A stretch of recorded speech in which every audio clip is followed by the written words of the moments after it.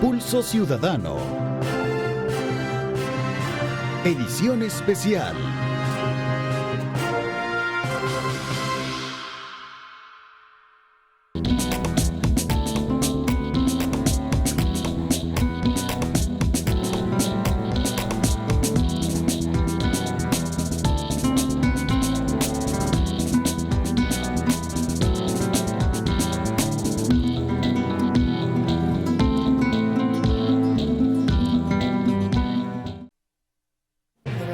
Gracias por estar con nosotros en un programa más de Pulso Ciudadano. En este martes de análisis abordaremos varios temas de la realidad del país, tanto en materia de seguridad, penales, entre otros, así como la reforma constitucional que han dado ya una labor de divulgación a través de las universidades privadas. Nos acompaña en el estudio el licenciado Misael Rivas Soriano, abogado y criminólogo, así como el licenciado Mauricio Maravilla, también abogado y comunicador, a quienes les damos la más cordial bienvenida y los agradecimientos por estar esta noche en Pulso Ciudadano. Muchas gracias, Julio. Buenas noches a todos los ciudadanos. Gracias al Grupo Megavisión y siempre pidiéndoles que estén de la mano con la familia por esta situación que estamos pasando. Gracias, Julio, por la invitación. Un abrazo a quienes nos miran a esta hora y se van a quedar mirándonos durante los próximos minutos. Gracias de nuevo. Quiero poner en contexto, antes de pasar a los temas de las reformas, me gustaría saber, ustedes son generadores de opinión, aprovechar la presencia para hacer una evaluación, dijéramos, ¿cómo han visto estas afectaciones? Un país altamente vulnerable, en el cual se requiere una ley de ordenamiento territorial que en realidad ponga paro, dijéramos, a esta discriminación en cuanto a la construcción, esta indiscriminada forma de otorgar los permisos de construcción en las alcaldías, ¿verdad? En fin, que ahora en menos de 24 horas hemos visto la vulnerabilidad de este país. ¿Cómo es tu impresión? Bueno, en primer lugar, creo que hemos tenido el problema más grave en que se queda demostrado que la herencia que se han venido trasladándose de gobierno a gobierno por más de, yo digo 40 años realmente, ha sido nefasto porque no ha habido ninguna planificación ni de urbanización, ni siquiera de lotificaciones burdas, a tal grado que las cotas que se manejaban para poderle tratar de bregar un poco con estas situaciones de acopios que se iban a dar en nuestro país, fueron superándose de lo que se manejaba, por ejemplo, en el boquerón de Cota 1000, ha llegado quizás a 800 o 650, todo lo que ha sido un daño nefasto. Asimismo en la zona del Bálsamo de nuestro país, que va desde Panchimalco hasta San Julián. Todo eso nos ha dado un duro golpe a nosotros, a tal grado de que lo que es la correntada, simple y sencilla, que conocen las personas, es un mar de lodo que ha botado casas, que ha desbordado, y aquí no tenemos, lamentablemente, no hay un plan real, deja al descubierto el plan crítico que se necesitaba de los ríos, de lo que es la hidrología de nuestro país. Por ejemplo, se desbordó el río Grande de San Miguel, pero por una necesidad de que los alcaldes estaban vedados de conocer realmente lo que era la hidrología de su zona. Ahí en San Miguel, por ejemplo, estaban acostumbrados de lo que la situación normal les daba del desbordamiento. Ahora con esta situación les desborda por otro lado y les inunda esos caseríos. En el último ensayo que tuvimos, digo tuvimos porque de El Salvador representamos apenas, si mal no me acuerdo, 20 personeros que íbamos de Fuerza Armada, de Policía, de Protección Civil, Cruz Roja. Fue Fajún 96, que se hizo en 1995, te acordarás que estábamos representando. Fue la última fuerza humanitaria que se preparó y exactamente era para un escenario como este, exactamente como este. Pero lo que sucedió es que esos planes que se prepararon no estaban desfasados, porque lo mejor es que hoy había tecnología, lo que no existía era a dónde están esos planes. Mauricio, ahí estás viendo un país que en menos de 8, 10 horas colapsado totalmente. ¿Cómo evalúas tú este régimen de vulnerabilidad que hay en el país? Sí, primero yo quiero solidarizarme con todas las familias que se la han pasado mal en las últimas horas. Hay zonas en las que de entrada se sabe que cada invierno va a generar impacto y lo que preocupa es la falta de previsión o de prevención y mitigación de este tipo de fenómenos naturales. En primera instancia son fenómenos naturales que desembocan en desastres sociales. Vamos, la naturaleza actúa. Nosotros somos los que no hemos desarrollado la capacidad de adaptación. Se construye donde sea, zonas vulnerables, etc. Luego, el tema eterno, ¿no? El tema de prevención, si el sistema de protección civil se ha venido fortaleciendo o si en el pasado reciente se ha debilitado, porque existen comisiones de protección civil a nivel departamental y municipal que deben activarse no solo en el momento en el que es necesario sacar a personas de los lugares, sino en las semanas y meses previos a esto. ¿Acaso no hay un mapa de vulnerabilidad? Lo hay. Y hay que actualizarlo constantemente, porque el cambio climático nos va llevando a situaciones insospechadas. Zonas en las que hace algún tiempo no había inundaciones y ahora se están inundando. Es decir, hay que trabajar en este tema. Ahí es donde yo quiero hacer un reparo y una observación, porque sin caer en una crítica infundada a la administración actual, sí hay que decir que en materia de prevención, por ejemplo, en el presupuesto de este año tenían asignados más de 17 millones de dólares. Y hasta mayo, es decir, hasta el quinto mes del año, y siendo la partida para prevención, solo se habían ejecutado el 24% de esos fondos. Es decir, ahí hay un problema, una falta de ejecución del presupuesto en tiempo. Esa es una primera responsabilidad, porque es cierto, el presidente y los funcionarios no tienen culpa de la cantidad de agua que cae, ni en qué direcciones van a desbordarse los ríos. No tienen ninguna culpa en ese sentido, pero sí tienen responsabilidad en cuanto a la prevención de este tipo de cosas, a la actualización de los mapas de riesgos, a la activación de las comisiones departamentales y municipales de protección civil. Es donde entra la parte de la gestión pública. Allí sí hay que deducir responsabilidades. ¿Cómo ven ustedes el rol que desempeñan las alcaldías? Porque en muchos de estos casos las alcaldías han dado permisos de una manera indiscriminada, Seguro. ¿verdad? Sin tomar en cuenta toda una serie de factores. La pregunta puntual: ¿cómo ser compatible el desarrollo con el medio ambiente? Es que lo que sucede para las alcaldías viene a ser un factor publicitario propagandístico para votos, ¿verdad? Si yo presento a mi municipio como próspero, acá solo lo vemos en lo que es la producción urbanística u otro tipo, no le apostamos a la intelectualidad del emprendedurismo. Entonces, si le quitamos al alcalde los permisos para hacer hoteles o hacer zonas urbanas, le estamos quitando una gran cantidad de votos. Por lo tanto, él prefiere dar los permisos y todavía se maneja, aun cuando la ley no le permite eso, porque la ley de medio ambiente ahora es más drástica, él da a entender que su voto o que su permiso del consejo es importante. Y yo quiero retomar una cosa antes de seguir. Los dos puntos principales, retomando lo que dice el licenciado Maravilla, es que hay dos aspectos que se llaman suma y edán. Lo que son suma, que son los suministros y materiales, y la evaluación de daños, que es el edán. Eso debe de mantenerlo activo los consejos municipales, que son los que le trasladan al departamento. Esta situación es el que le permite a cada uno de los consejos municipales proponer. Y las zonas donde hay hidrología, como el Río Grande de San Miguel, aquí es donde les tiene que llamar ahora la atención, porque hoy sí se les puede hacer un mapa de este desborde que es inusual. Aquí deben de ir a investigar la zona de las raíces, por ejemplo, de cada uno, y hacer un estudio de subsuelo, porque este río ya hizo un socavamiento.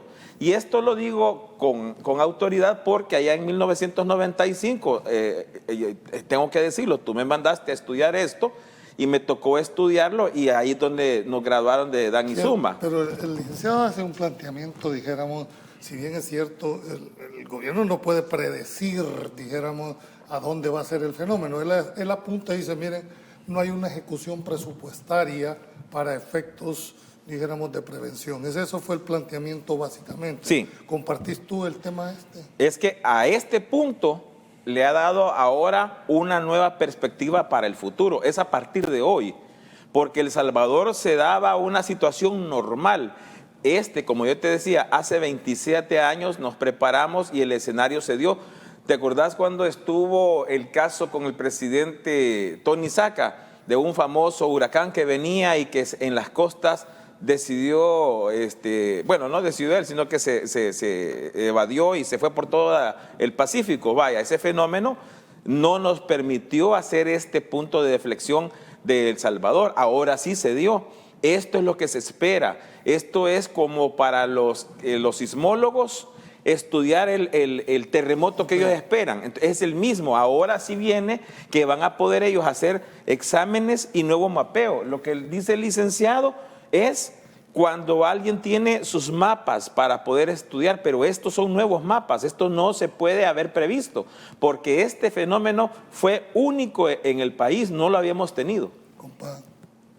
Bueno, vamos, que no se parte de cero. Es decir, hay una experiencia acumulada en el sistema de protección civil. El Salvador fue durante mucho tiempo el número 1 en vulnerabilidad. Al tiempo que compartíamos el número 1 en seguridad pública como un país el más peligroso del mundo. Digamos, en materia de protección civil tampoco se parte de cero. Yo creo que tiene que ver con la centralización de la toma de decisiones. Creo que ahí hay un problema. Por ejemplo, ¿qué respuesta pueden dar las alcaldías? ¿A qué te referís cuando decís centralización? Voy a esto.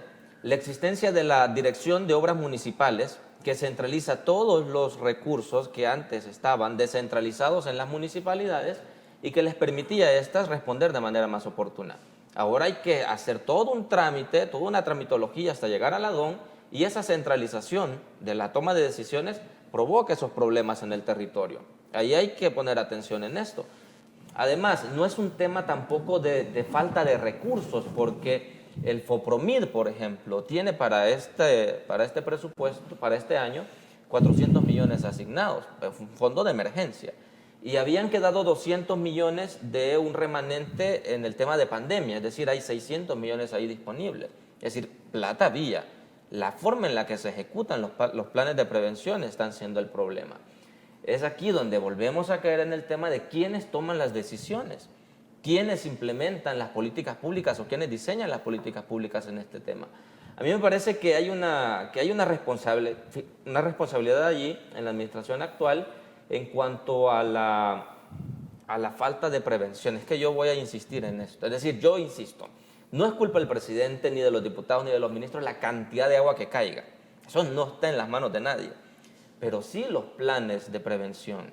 Ahí hay que apuntar los focos. Casualmente yo le preguntaba el día de ayer al viceministro de Gobernación el hecho de que el decreto de emergencia facultaba a la autoridad de poder hacer una evacuación forzada, ¿verdad? Sin embargo, mucha gente no quiso salir y dos de ellas resultaron fallecidas, dijéramos, a consecuencia de no haberse salido. No es lo mismo ir a rescatar que ir a prevenir que lleguemos a eso. Exactamente. Deberíamos evitar eso, ¿no? ¿Crees tú que la ley es necesario deducir responsabilidades a los funcionarios que no aplicaron el decreto?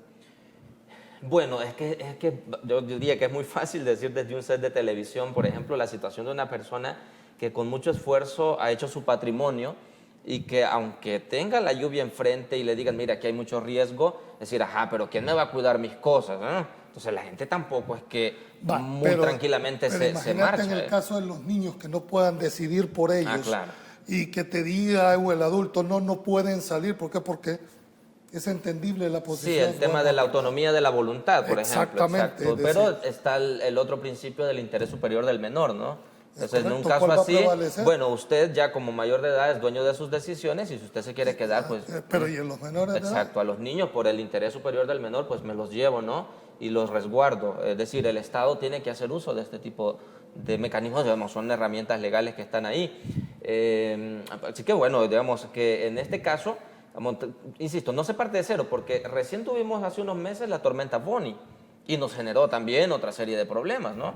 Cárcavas por aquí, de derrumbes, es decir, hay una experiencia que se tiene que acumular. yo pienso, ¿qué entiende el gobierno por prevención? No es hacer una plenaria un día antes y emitir un decreto de emergencia por 15 días. Eso no es prevención. Esto es reacción ante un fenómeno que ya lo tenemos encima. Entonces, allí hay que prestar mucha atención. Digamos, el invierno está terminando, por la gracia de Dios, vamos a tener ya apenas unos pocos días más de lluvia, pero para el otro año vamos a hacer borrón y cuenta nueva y a ver el otro año qué nos trae. Bien, tengo que ir a un corte comercial.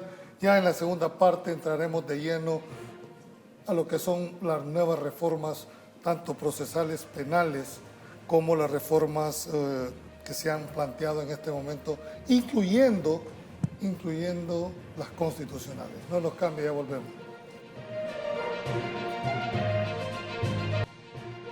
Gracias por continuar en Pulso Ciudadano. Quiero entrar de lleno y empezaría con el licenciado Maravilla. Recientemente hubo una aprobación de las reformas al Código Procesal Penal, pero me llaman poderosamente la atención dos reformas puntuales. Uno es el hecho de que ahorita hay una penalidad, dijéramos, en el caso de los reos ausentes, ¿verdad? Cuando tú lees la reforma, algunos colegas, porque hay que decirlos, tenían como táctica estarse enfermando, cambiando, de manera de que se declarara rebelde y no se pudiera avanzar el proceso. Con esta reforma continúa el proceso y si no puede se da un defensor de oficio. La pregunta en este puntual es que este abandono injustificado de la defensa le da facultades al juez para emitir una medida cautelar suspendiendo el ejercicio profesional del referido abogado. ¿Es constitucional esto?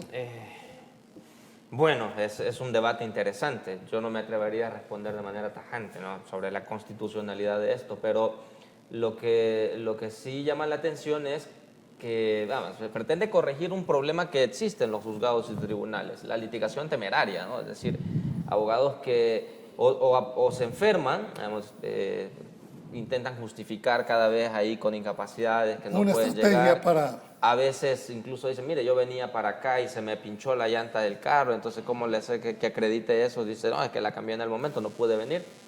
Tácticas dilatorias de los procesos. Eso ha ocurrido siempre. En otras ocasiones la retardación de los procesos se debe a la interposición de excepciones, por ejemplo, por falta de acción en los procesos, interponiendo una excepción tras excepción tras excepción para que el proceso no avance. Digamos, son formas de dilatar el proceso. Ya existe una sección de investigación profesional que investiga estas conductas, por ejemplo, si son reiteradas. Hay abogados que tienen por norma un comportamiento de este tipo. Hay otros que, bueno, uno entenderá que en un proceso, pues, con todo lo que la ley faculta, pueden interponer excepciones, etcétera. Pero en los tribunales se tiene la experiencia, ya se reconoce a los abogados que actúan de esta forma. Yo pienso que esta reforma no va con la intención de corregir esto. Más bien pienso que en el fondo lo que estamos viendo es una transición de un sistema penal garantista, como es el que hemos tenido, transitando hacia un modelo inquisitivo. Y como lo teníamos antes de la reforma del 98. Exactamente, un proceso en el que el juez de oficio toma un montón de decisiones y que asume en muchas ocasiones, y vamos a comenzar a verlo, creo yo, un papel como si fuese un fiscal, ¿eh? Entonces es el juez el director del proceso, siempre ha sido así, pero en el modelo garantista con muchas limitaciones. Mandar a oír a las partes, qué sé yo, correr traslados. Esperar que le aporten las pruebas. Exactamente, digamos que es un sistema muy garantista. Yo pienso que estamos, en el fondo, creo que hay que entender que estamos en una transición hacia un modelo más inquisitivo. Regresando, dijéramos, a la época antes del 98. Sí, me parece que hacia eso vamos como una necesidad ante las 55,000 capturas. Es que eso tenés que tratarlo y procesalmente, como están las cosas ahora, no lo vas a conseguir. Ya vamos a llegar, no lo vas a lograr. Correctamente. Entonces, por eso, la intención es esa, cambiar el modelo, el sistema penal, y que ayude a gestionar ese montón de casos de gente que está detenido hoy día.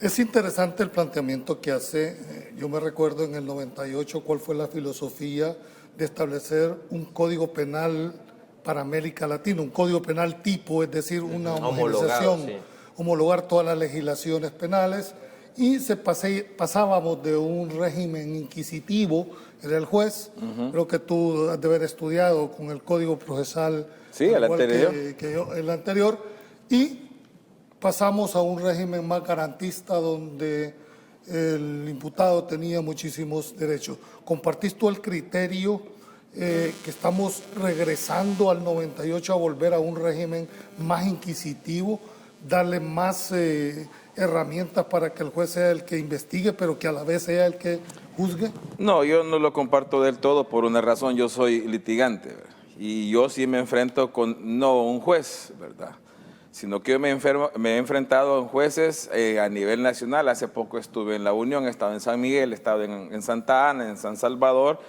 y veo que los colegas jueces de por allá de Oriente tienen un criterio bien diferente a los de Occidente, ya no digamos con los de San Salvador, y entre los mismos jueces se critican. Y tienen unos poderes que uno sentado, por ejemplo, ahí como litigante, lo agarran como que es niño, pues, y disculpen los amigos televidentes, ustedes ya me conocen, soy menos técnico. Me pasó hace poco en un tribunal de aquí de la zona paracentral, que normalmente cuando la persona no es muy letrada, que no ha llegado más allá del 6º grado, permiten que uno esté interactuando, explicando lo que están diciendo técnicamente para que la persona entienda, porque está afligida. Obviamente tiene un problema, pues, jurídico. Y yo estaba con eso y la señora juez me dijo, cállese que está en un tribunal. Y le digo, mire, le estoy explicando. Pues sálgase, me dijo, y le va a explicar allá. Y aquí termina todo. Esa fue la respuesta con este código. Es decir, ahí te demuestra de que ya fuera del control hacen como quieren. ¿Por qué no denuncian ese tipo de porque lo que pasa que Porque lo que pasa es que cuando le denuncian, el de allá de investigación profesional, de investigación judicial, le avisa, mira, fulano de tal vino aquí y te vino a poner el dedo, porque esas son las palabras, y te está haciendo aquí, y cuando uno llega ya a la cara y todos los procesos de uno se pierden, que le resuelven contra todo. De ahí otro, por ejemplo, en otro lado, por aquí, por la zona de Oriente, ahí por Usulután, me dice un juez, por ejemplo, mire, dijo, aquí han pedido esto, dijo, la parte contraria se lo voy a conceder porque pobrecitos, ellos no han entendido y además le han cambiado mucho a los abogados, dijo, los estafaron. El juez me lo dijo en plena audiencia. Y entonces, pero ese no es ni siquiera lo más mínimo parte de la audiencia, y uno solo agacha la cabeza porque ya lo van amenazando y le dicen, mire, lo voy a denunciar. Me tocó otro, un abogado, compañero del juez, de un juez especializado, y le dijo delante de mí, mira, le dijo, reportarlo a la investigación profesional porque yo creo que no es notario. Señor juez, le dije, yo soy notario hace 31 años, le dije. Ah, pero vamos a mandar a preguntar, me dijo. Y a la siguiente, mire, ya hablé por teléfono, dicen que sí es notario. ¿Y eso qué es? Eso estoy diciéndole de 4 audiencias verídicas. ¿Y estos son de los jueces depurados o de los que se quedaron? Bueno, yo espero en Dios de que me dijeron que ya los movieron, ¿verdad? Que se fueron para su casa. Pero eso es lo que se da con este proceso. Ahora, yo solo quiero apuntar algo porque estábamos en el artículo 13 de esta... Sí, la reforma, es decir, yo estoy claro, el licenciado Maravilla ha expuesto quiénes son los colegas que han tenido como costumbre esa forma de ser. Mi preocupación va ya en el sentido si esto no riñe o no con la Constitución, pues lógicamente lo único que puede sancionar es el órgano, es la Corte Suprema. A eso quiero llegar, porque para mí hay una discrepancia en la redacción y lo quiero señalar específicamente el artículo 13, que es el que reforma el artículo 104, que lo reforma con su epígrafe y dice en el 5º inciso, en la parte media. Ante el abandono injustificado. Sí, dice, sin ningún trámite previo, dice, ¿sí? Refiriéndose al juez, ¿verdad? La medida cautelar de suspensión en el ejercicio profesional del referido abogado. Pero aquí es la cuestión, ya no dice si es provisional, sino que es suspensión directa. Entonces viene a ser innecesario y riñe con la lógica de la siguiente parte. Y dice, y remitirá en el plazo de 3 días hábiles a la sección de investigación profesional de la Corte Suprema de Justicia de la actuación del referido profesional a efecto de que se pronuncie sobre la medida y realice procedimientos sancionatorios Sí, porque respectivos. puede ser que ella revoque la medida cautelar. Exacto. Sí, porque como medida cautelar tiene esa naturaleza de temporalidad, ¿no? Sí. Entonces, Sí. pues, sujeta a una revisión Perdón, de la sección. sí, pero eso lo entendemos nosotros tres que somos abogados, ¿verdad? No, pero se supone que el jefe de la sección de investigación... Va, yo con el debido respeto, yo por eso dije que me disculparan los que estaban oyendo porque soy coloquial. Bueno, hay que diferenciar lo que es un licenciado en Derecho y lo que es un abogado. Eso Así hay que es. decirlo muy claramente. Así es. Entonces, ¿por qué? Porque hay mucha gente, y aquí lo hemos discutido contigo, que anda estafando a las personas afuera que no son abogados y esto se lo van a explicar diferente. Y esto de la mala redacción no le va a ir a decir con la comprensión que tiene el licenciado Maravilla, ni la que tiene el doctor Julio Valdivieso, no lo van a ir a explicar de esa manera, sino que lo van a ir a vender diferente. Esa es la cuestión que para mí debe de quedar más explícito. Ambos, y la experiencia de ustedes, ¿creen que un juez puede declarar inaplicable esta disposición? Bueno, con el control difuso de la Constitución, ¿no? Es decir, el juez se supone que conoce el derecho, ¿no? Y además tiene esta facultad del control difuso de declarar inaplicable una norma si considera que esta contraviene la Constitución de la República. Claro, esto está sujeto luego porque hay que mandar certificación a la sala de lo constitucional. Deberían algunos jueces animarse a esto porque, primero, me parece que, yéndonos al génesis de la reforma, estas reformas se aprueban sin consulta al órgano judicial. Debieron consultarse a la sala de lo penal, a la sala de lo constitucional. ¿No se consultaron estas reformas? No se consultaron como no se consulta ninguna ley que se aprueba en la actualidad. Si ahora llega una propuesta y minutos después es ley de la República. Es decir, estas reformas siguieron el mismo proceso. A mí me preocupa eso, la falta de análisis de cuestiones procesales que uno podrá así a la ligera decir, bueno, ¿esto en qué me afecta? Pues a lo mejor en nada, ¿no? Pero cuando uno va revisando casos en concreto nos podemos meter en grandes líos. A mí también lo que me preocupa es el silencio de la comunidad jurídica, en los gremios de abogados. Como ha ocurrido en otros contextos, hoy día los abogados no aparecen por ningún lado. Era la siguiente pregunta. Si es tan evidente esa falta de discusión, esa falta, dijéramos, de aplicabilidad, ¿a dónde están las asociaciones de abogados?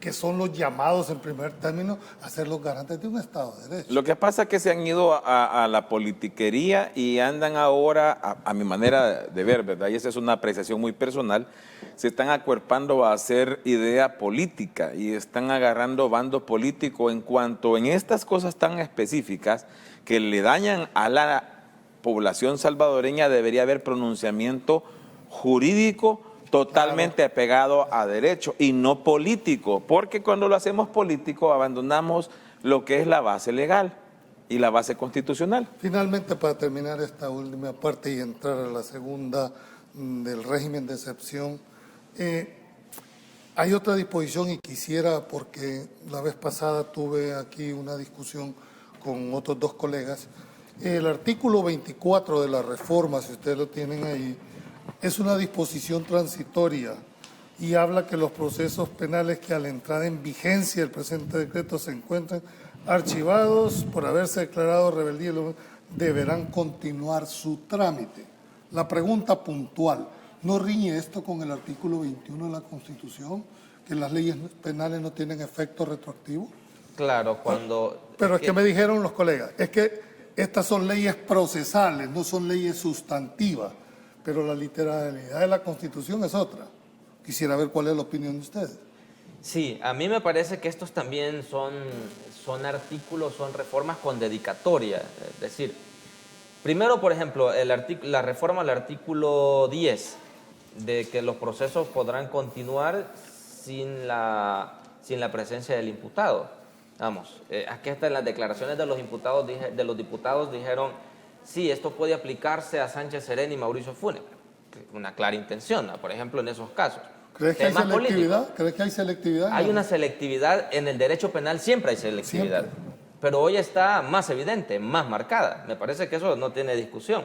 Sobre la disposición transitoria, a mí me preocupa la operatividad que pueda tener esto, porque vamos, es ley de la República. Yo el ejemplar que ando aquí ya es con la publicación en el Diario Oficial. Este es el boletín que ha llegado a todos los correos institucionales de los juzgados de todo el país. Es decir, esto ya puede entrar en vigencia.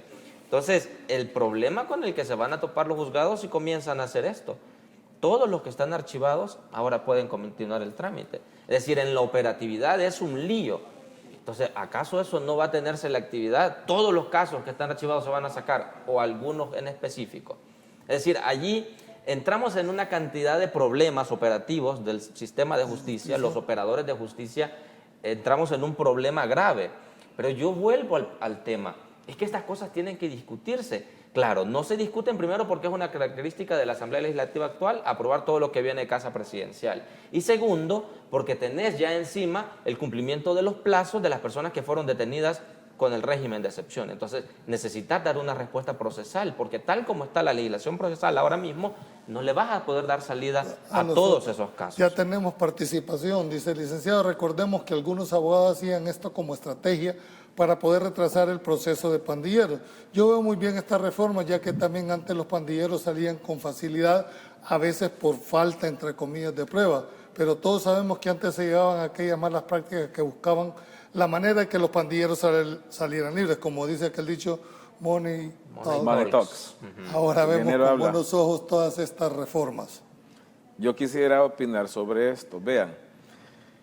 Es que independientemente, si es una realidad, la población está apoyándolo, ¿verdad? Porque ahí lo que está diciendo la población es que lo está apoyando, no es otro trasfondo, sencillo.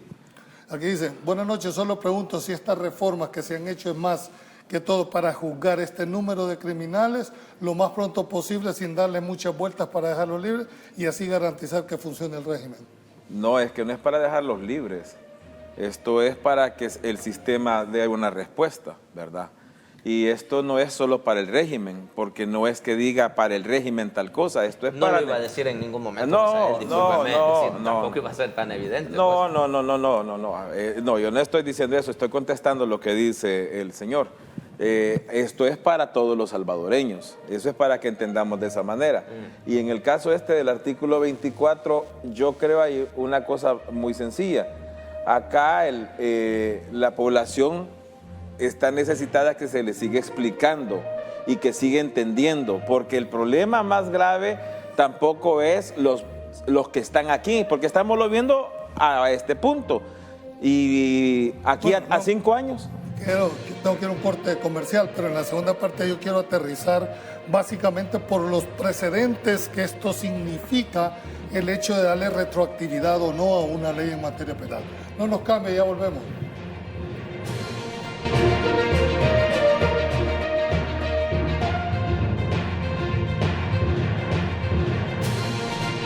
Bueno, todas las elecciones de funcionarios de segundo grado, nosotros las hemos hecho en tiempo y en forma.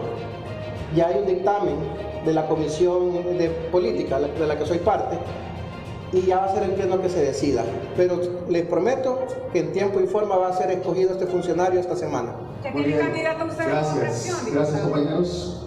Esas eran prácticas del pasado. No sé con quién crees que estás hablando. Pero esas eran prácticas del pasado.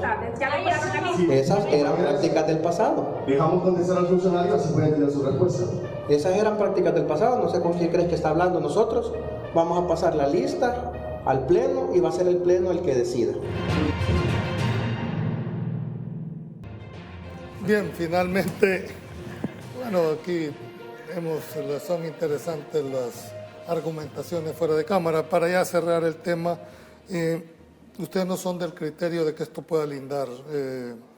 Esperaríamos a ver cómo va a tener aplicabilidad, dijéramos, ya en los tribunales, que ya son leyes de la República. Hay un gran problema, ¿verdad? Esto ya de entrada, y bueno, y le sembró un diputado, le sembró otro problema, porque dijo, y cuando tengan que decidir entre el régimen y el código... Sí. Pero a mí sí me pareció que eso ya fue quererle poner limón al mango, porque era innecesario.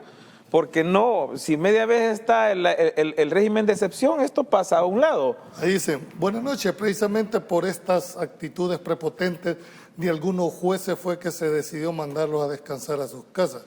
Creo que se está trabajando para que el trabajo jurídico en el país sea más justo y eficiente. Bueno, eso tampoco es del todo cierto. Lamento discrepar ahí con la persona que escribe, porque muchos de estos jueces prepotentes, incapaces y en algunos casos cuestionados por corrupción, solo se acogieron al régimen de disponibilidad y siguen en el mismo juzgado donde estaban, aunque tengan más de 60 años y sigan ahí. Es decir, nos quedamos con el titular de que hubo una depuración de jueces. Hubo una purga, pero la depuración como tal no se parece nada a eso que ocurrió hace un año. Hay muchos jueces que continuaron ahí. Un saludo a Mauricio Maravilla, lo felicito por su objetividad en su análisis. Lástima que el gobierno central y de igual manera el gobierno local no puedan hacer un muro, lástima a nuestros políticos. Saludos, Julio, desde Santa Ana. Los abogados le tenemos miedo al régimen del presidente Bukele, por eso preferimos no denunciar muchas cosas. ¿Comparten ustedes que hay un miedo en el gremio? Hay un miedo en todas partes, en el gremio de médicos, en el gremio de abogados, Bueno, en el gremio de contadores, en el gremio, en todos los gremios. Los llamados a la defensa del Estado de Derecho somos nosotros los abogados. Sí, de hecho, mira, estas reformas, por ejemplo, respecto de las reformas que tienen que ver con el comportamiento de los abogados, si Misael expone ya estas experiencias que yo estoy seguro que pasan y con mucha frecuencia en muchos juzgados, jueces que incluso en una audiencia colegiada en los tribunales, un juez tan prepotente que calla a los otros dos jueces y no los deja hablar. Existen este tipo de conductas y comportamientos, los han existido, pero estas reformas que tienen que ver con el trabajo de los abogados en el libre ejercicio, también le ponen a todo el gremio una manta de miedo. Si ya lo existía antes, muchos abogados incluso con el régimen de excepción dicen, mira, fíjate que yo no agarro estos casos porque ya me dijeron que después vienen contra nosotros. Es decir, es un rumor que en los tribunales se escucha con demasiada frecuencia. Entonces los defensores públicos asumiendo casos nomás en los juzgados especializados. Esta pregunta es interesante. Dice, ¿por qué siguen teniendo una reflexión con sesgo institucional? En nuestro país ya no hay un Estado de Derecho. ¿Comparten ustedes que no hay Estado de Derecho en el país? ¿Que tenemos que apagar entonces la luz? No, yo no creo eso. Aquí incluso se manejó por mucho tiempo y me molestó y le respondí a las personas que estaban poniendo, decía, en El Salvador tenemos un golpe de Estado. Y le recordé muchas veces que es un golpe de Estado. Quizá estaba muy joven, pero conozco ese abogado que lo sacaba y lo dijo muchas veces. Y le recordé que era un golpe de Estado que nosotros sí lo vivimos. El más reciente fue el del 79.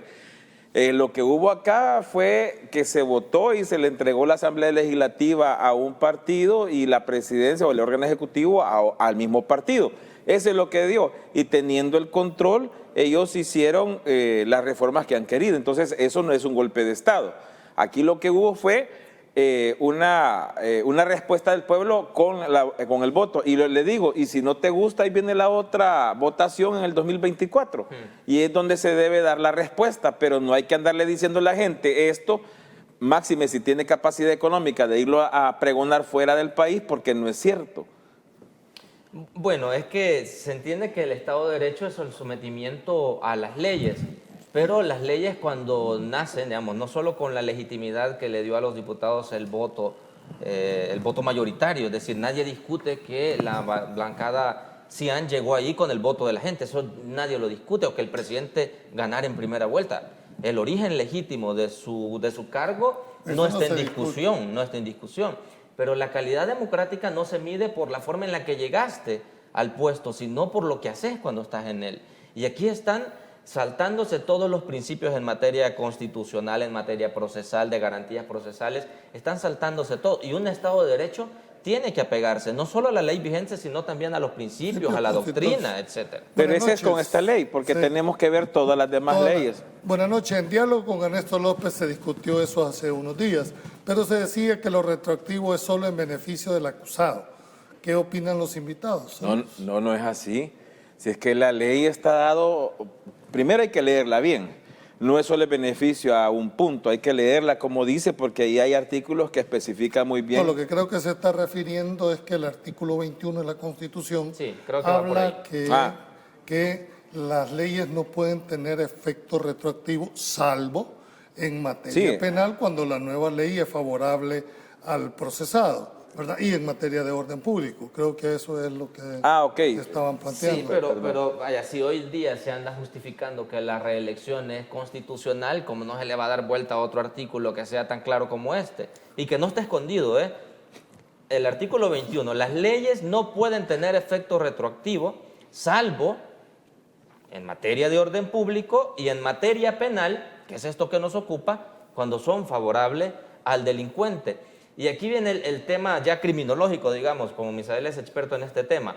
Cuando se piensa en el delincuente, en el imputado, todo el mundo pensará, en los pandilleros. No, pero ¿qué tal si es cualquiera, su hijo? no hace discusión. ¿Qué tal si es usted que no está siendo procesado por un delito de crimen organizado relacionado con pandillas, sino en materia de evasión de impuestos, estafa, delitos comunes, digamos? Las mismas reglas procesales se le van a aplicar. Así es. Ese es el riesgo de permitir que estas cosas pasen y no se La discutan. misma razón, la misma disposición. Exactamente. Buenas noches, don Julio. Saludar a sus invitados. Quiero saber la opinión de ellos sobre la posible reelección del presidente y que tanto la Sala de lo Constitucional lo ha avalado, así como también algunos analistas políticos de renombre. En el país han explicado que no se está violentando el ordenamiento. Además, que el mismo presidente tiene el apoyo casi total de la población. ¿Qué opinan sobre lo anterior mencionado y consultado? Bueno, Misael, no sé si quiere comenzar. Démosle, porque tengo todavía... Bueno, rapidito, muy sencillo. Ya hay una sentencia de la sala. En el 2009 se abrió la puerta con esa sentencia del 2009. Ahora tenemos una sentencia que agarró el mismo caminito y media vez es una sentencia de la sala es de obligatorio cumplimiento. Entonces, de ser de obligatorio cumplimiento, se le avaló que él sea candidato y hay que respetar y acatarse la sentencia de la sala, y esa es mi posición. Bueno, este es un tema en el que podríamos pasar un buen rato debatiendo, porque es el tema de la interpretación de las normas constitucionales. Y por supuesto ¿Tú que compartís la interpretación? yo no la comparto en absoluto, porque creo que la Sala de lo Constitucional sí puede interpretar normas cuando son, por ejemplo, en un caso en el derecho al agua, hay un recurso, hay un amparo en la zona de Huizúcar que se dictó hace algún tiempo y la Sala de lo Constitucional interpretó que el derecho a la vida y a la salud no se puede garantizar si previamente no se garantiza el acceso a agua y saneamiento. Es decir, hay una interpretación ahí. Es decir, no está textualmente en la Constitución el derecho al agua, pero se interpretó que el derecho a la vida y a la salud no podía ejecutarse, no podía darse si no había agua potable de calidad. Pero todas las anteriores salas han interpretado la Constitución a su manera. Pero hay artículos en los que la interpretación no puede ser, digamos, tan burda como la que se ha dado en este caso. ¿Qué te pareció el 7 85? artículos que lo prohíben. Vamos, porque, es decir, lo que antes era bueno, ahora no es bueno. No, yo no estoy ¿Qué hablando pareció cuando...? Es que el tema es de la interpretación, Mauricio. Exacto. Eso es lo que yo quiero decirte. El artículo 85 es clarísimo en que no admite que otro instrumento que no sean los partidos políticos para que salga. Claro. Sin embargo, vía interpretación jurisdiccional, permitieron las candidaturas en los partidos. Creo que ahí hubo, interpretaciones erróneas de la Sala de lo Constitucional anterior y hay razón cuando se dice que esta sala fue la que abrió la puerta para las interpretaciones, porque ese es un caso y hubo otros casos en los que uno decía, caramba, esa es la que decimos del 2009. ¿De dónde? Están legislando, están convirtiéndose en un poder reformaron constituyente. la Constitución. Exactamente, y se abrió la puerta para ese tipo de cosas. Pero con todo y eso, como no estuve de acuerdo con aquellas cosas, tampoco estoy de acuerdo con esta interpretación de El problema es que cuando aquello se dio en el 2009 no hubo esta avalancha de opiniones, y ese es con el debido respeto. Ahora que es esta avalancha de opiniones por este caso, es que todo el mundo está protestando, pero en el 2009, que fueron de diputados, ¿qué tal si hubiese sido en aquel entonces que se avalara la participación de un ciudadano no partidario para presidente de la República? No se puede, decían, porque para ser candidato a presidente tiene que estar afiliado a un partido político. La idea aquí es, Misael, el hecho de que ¿por qué interpretar? Y se sentaron antecedentes. No, es que Julio, yo estoy de acuerdo en eso, pero lo que yo quiero que me entendas es lo siguiente: si se podía esa pequeña idea, ¿por qué no la puedo traer diferente? Exacto, o sea, a eso vamos. Si esa idea del 2009 yo la tomé de... Me comprometo porque ya no... Va. Como tú decís, vamos a pasar, pero creo que el país merece ese tipo de análisis y debate. Finalmente... Estamos, el otro martes se cumple ya el plazo para va a ser la 7ª... que lo van a aprobar. Que lo van a aprobar. Pero paralelamente a esto, este sábado vence el periodo del Procurador de Derechos Humanos, ¿verdad? ¿Qué opinión tienen de él? ¿Compartís una reelección? No, para nada. Yo sigo sosteniendo de que él no ha hecho ningún buen papel, incluso cuando se le pidió opinión de lo que estaba pasando en los centros penales, lo que fue a hacer es un turismo. ¿Tú no compartirías una reelección del hombre que es llamado a defender los derechos humanos en el país? No, voy a decirlo así de manera categórica, no estoy de acuerdo. Si quiere que justifique, pues, pero creo que es evidente de que él no debe continuar en el cargo. Bien, señores, hemos llegado. Lástima que cuando estos... Julio, no sé si me das un segundo nomás Dale. para presentar este libro que es de Roberto Valencia, Made in El Salvador. Es un libro de crónicas, 16 crónicas del periodista Roberto Valencia. Se presenta el 20 de octubre, aquí muy cerquita, en el Centro Español, a las 7 de la noche. Made in El Salvador. Cómpranlo porque es un libro buenísimo el de Roberto Bueno, un saludo Valencia. a Roberto, sabemos su trayectoria. Ahí estará Pulso Ciudadano en esa presentación del libro. No me resta más que agradecerles. Pasen buenas noches. Nos vemos mañana en otro programa más de Pulso Ciudadano. Dios los bendiga. Pulso Ciudadano. Edición especial.